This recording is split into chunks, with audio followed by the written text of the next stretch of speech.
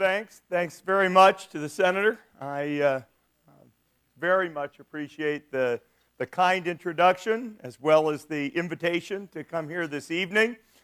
I do have to say I was a little bit skeptical when the Senator said, why don't you come for a technology conference dinner on a Friday night? Now, I know technology people. And then came the punchline, it's black tie. Black tie Friday night tech. And I thought it would be the Senator and 3 or 4 other people and myself. And to see so many people here and out for this event, I think is just fantastic and really quite a testimony to the work the UTC must do, that so many people have so much enthusiasm, and frankly, quite a testimony to all of the great stuff that's going on in technology in the state of Utah. I encourage everybody to really look at the programs that were handed out. I was going through the Hall of Fame inductees.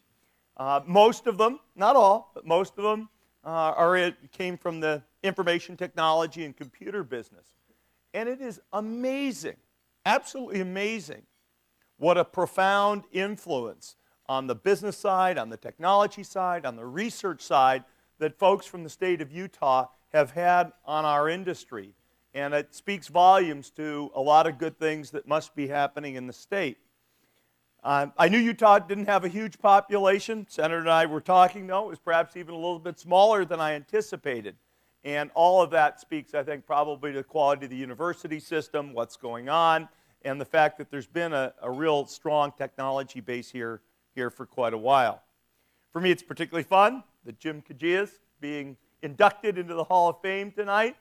It's great to see a Microsoftie in that group. Not take anything away, Dinesh. If you want to come work for us, that'd be good too. But it is just a great honor and privilege for me to have a chance to be here on this particular night. I'm going to talk a little bit about essentially why I'm excited about what's going to happen out of the technology industry over the next 10 years. If you stop and think about it, the last 10 years have been unbelievable. 10 years ago, these are true statements, most of us didn't have a PC. That's maybe not technology council members, but world at large. Most people didn't have a PC.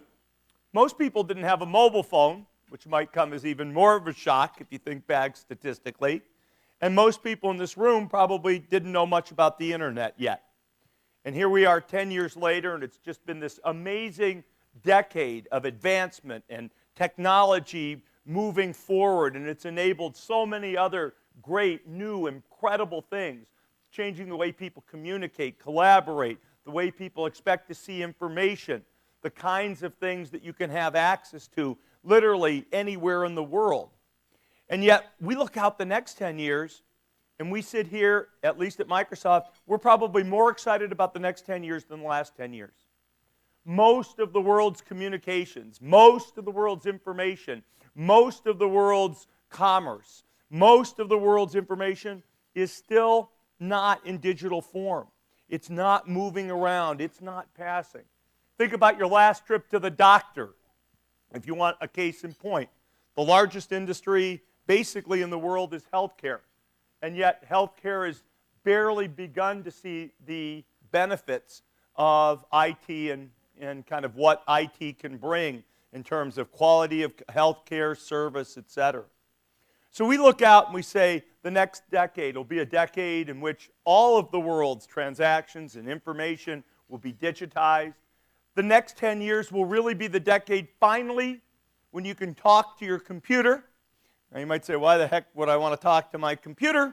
The truth of the matter is it's nice that your computer can recognize your voice. It's even more important, but in the next decade, your computer will recognize your intent. Get me ready for my trip to Utah. Now the truth is, I should be able to just type that into my computer and it should load everything I might ever want to read to prepare for this event. Why shouldn't it? It knows where I'm going. It's in my schedule. All of the information of the attendee list was all emailed to me. It's all out there. It knows who's on the board of this institution if it wants to go take a look at your website. It could pull down all of the bios, all of the customer records for those of you that anybody at Microsoft thinks should buy something from us. I hope there's a few of you in the audience tonight. And it could get me ready for that trip if it understood my intent. And you take just an example like that and say, how much more value would we be able to get out of technology with these kinds of advances? We just went through a process we call our Quest process, where essentially we tried to describe what do we think the world looks like technologically in 10 years. And then we get a chance to ask, are we making the right investments in research and development to get there? And when we started this, Bill, I said to Bill, what are we going to have? 4 or 5 things, right, on the list? Bill said, nah, Steve, it'll be closer to 100. I said, I don't know that I could parse 100 of these things. So he settled. He won, came back with 70 of these things, 70 ways. And I'll just give you a couple of examples. Reading and writing. Today, most reading and writing still goes on paper. That will not be true in 10 years. Some people immediately get nervous. Oh, what about the books? What about this? What about that? All that information is going to exist. But there are improvements that can happen in the process. Everything you've ever read is online. All of the notes that you've ever taken, every annotation you've ever made.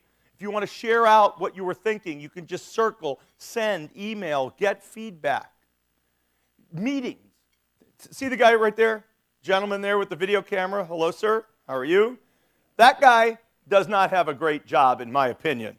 I don't want him to get offended here tonight, but he doesn't have the greatest job. Why do I say that? I've given a lot of speeches. I'm sure Senator Hatch has, a number of people in this room, and yet I have never met anybody who ever looked, except for Monkey Boy, who ever looked at the videotape of any speech I've ever given.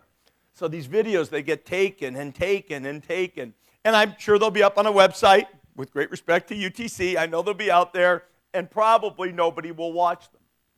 If instead, in this room, basically that video was being beamed over a wireless network, if you had very small, very thin, almost paper-like screens that could receive that, if you could mark your notes on them, and your notes were literally synchronized to exactly what I was saying, what was going on, Steve didn't make any sense, oh, I like that point. If you wanted to share it out during this kind of a discussion with a friend or a colleague, that should be possible. These kinds of things are in the future of our industry over the next 10 years. The technology's cool, I have to say. It's going to continue to flow. It takes software innovation from the kinds of companies represented around the room, and it takes hardware innovation. The basic process of what's called Moore's Law, which essentially says we're going to continue to get more power at lower prices, and that's going to continue to happen. So it's really just the imagination of entrepreneurs like the folks in this room that will enable these things to go on. When we got started, at least when I joined Microsoft, I'd been a company about a month and a half, and I thought I'd made a mistake. I dropped out of business school to go join this friend of mine, Gates, and I thought I literally had dropped out of Stanford Business School to be the bookkeeper of a 30-person company. My father really didn't think that was very good. He was an immigrant to this country. He thought you got to get all the education you can. And so after about a month and a half, I went to Bill and I said, look, I'm leaving. I think I should go back to school. And Bill got his father. He always brought his father along on the tough sales calls. His father was 6'7", and you didn't want to ever say no to Mr. Gates. So they took me out to dinner, and I told Bill what the situation was. He says, look, Steve, you really don't get it. We will put a computer on every desk and in every home. And that became the mantra for our company. That basic idea got me to stay. I appreciated that a lot. But that wound up really being a mantra in some sense for our company and in a way for a good part of our industry. Today we talk about empowering people and businesses throughout the world to realize their full potential. And that sounds a little mushy. You don't see technology in the mission statement. But yet I think it's a mission statement that not only applies to our company, but really to the information technology industry at large. We, all of us in the industry, have a unique opportunity to positively impact the world. Information technology is a grand enabler of human creativity, of human productivity. It helps make the world a smaller place by what it enables in terms of communication. And that is we're living in the middle of a once in a 400-year opportunity. Obviously, none of us was around when Gutenberg first came up with the printing press, but it was a big deal. The Industrial Revolution was a big deal. But yet, I think when people look at what happened sort of in the years between 1000 and 3000, the information revolution is really unique, and we all get this amazing opportunity to participate. I'm going to stop at this point, mostly because I think I've outlived the small welcome on my opening remarks, and have a chance to take some questions, answers, discussions. If we don't get to something that's on your mind, I'm Steve B. at Microsoft.com, and I'd love to hear from you after the fact. People, I could hear that sort of reverberation. It turns out people don't abuse you in sending you mail. Small piece of advice I'll give everybody. Computers will abuse you. That's called spam, and we need good filters for it. People generally try to be fairly respectful, and I find I get more good ideas from customers and partners and more good leads. So seriously, if something's on your mind that we can't get to, I'd love to hear from you. With that, I'll say thanks again. Thanks to Senator Hatch for inviting me, for the UTC for having us, for all of you for attending. And let's take advantage of this unique opportunity to really positively impact the world. Thanks. Ladies and gentlemen, thank you, Steve Ballmer. We have a unique opportunity, as Steve indicates, for some questions here now. So there's a microphone here, another over there, and we'll ask for anybody who cares to go from there.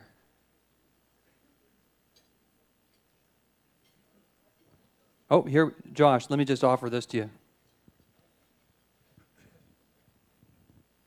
As things have evolved over time, how have you maintained a competitive culture? And going forward with the new competitive threats, they've changed for you guys over the years. How do you maintain that competitive culture? How do you maintain a culture where you can attract the best and the brightest? I think, in a sense, it is super important for any of us in the technology business to commit ourselves to getting the right people and enabling them. And both of those are important. It's not just about attracting and retaining people, it's about enabling people. At our place, I think we have a lot of emphasis about the new things that are possible. What's possible? Why aren't we doing the new things? Is there something new we should be doing? Push, push, push, push. And there's kind of a relentless desire to continue to find the new frontiers. In a sense, we're happy, not happy. We are prepared to go ahead and even get into opportunities and markets and innovate when we're not first, because we almost have, as part of our culture, this sort of irrepressible optimism that somehow we'll come up with new great ideas. Senator mentioned Zune. I kind of like Zune, though. I may have to think about that. Senator mentioned the Zune product. Most people won't try something like that. We're number 2. We're coming in later to the market. We're going to really have to push ourselves to be creative, to be clever, to be innovative, or we're not going to get any traction. And yet, at Microsoft, the culture is far more, of course we have to do it. We've got to get after it. We've got to push ourselves. And yeah, it's about competition, because at the end of the day, we want people to use our stuff, which probably means they're picking our stuff versus somebody else's. But it's about this desire to sort of create the things that people love. And whether it's the kind of work Jim does in research, the kind of work our development folks do, it's a big deal for the folks we hire, and that sort of feeds on itself over and over and over again. And I'll bet someplace in our 71,500 people, you'll find somebody who doesn't share that, because that's what happens in bigger companies.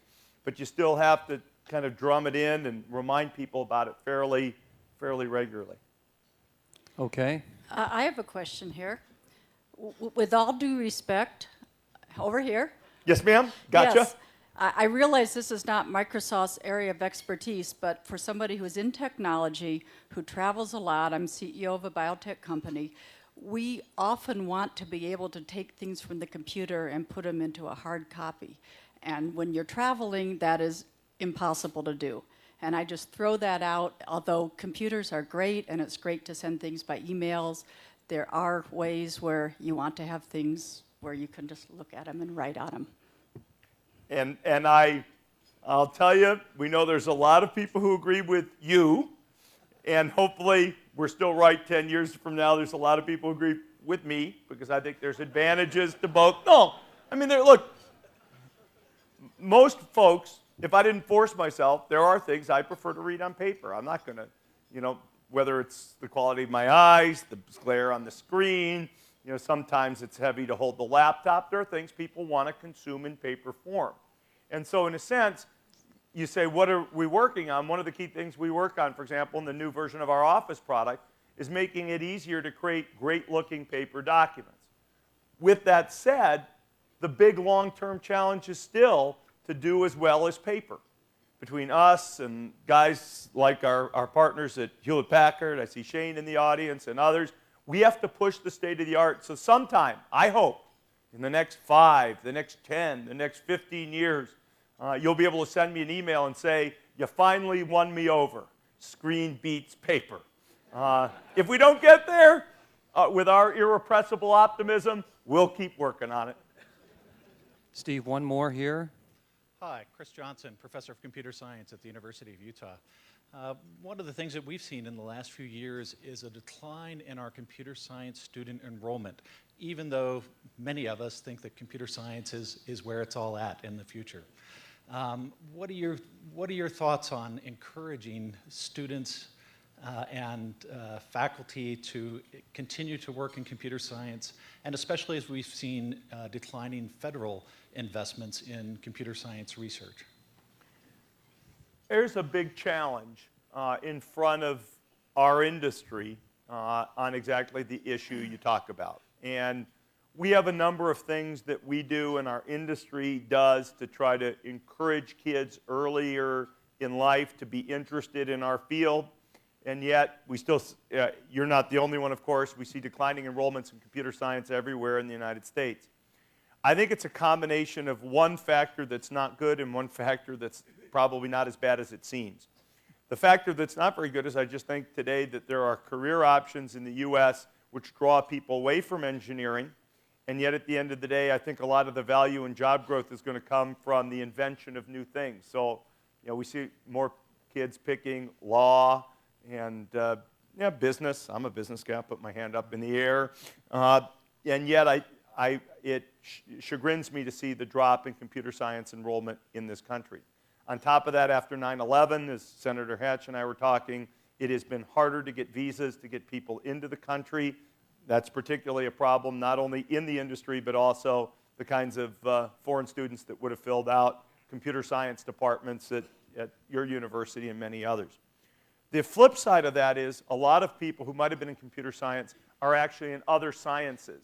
And they're using the computers every bit as actively as they might have, but they're taking a look at what it means to use computer technology in bioinformatics or in engineering or in other applied sciences. And so in a sense, I think the total drop-off may not be quite as bad as we think, but there's a lot that needs to happen.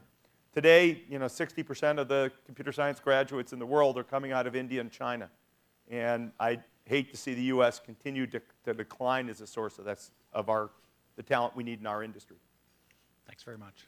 Mr. Ballmer, thank you very, very much. Thank you all. Appreciate it.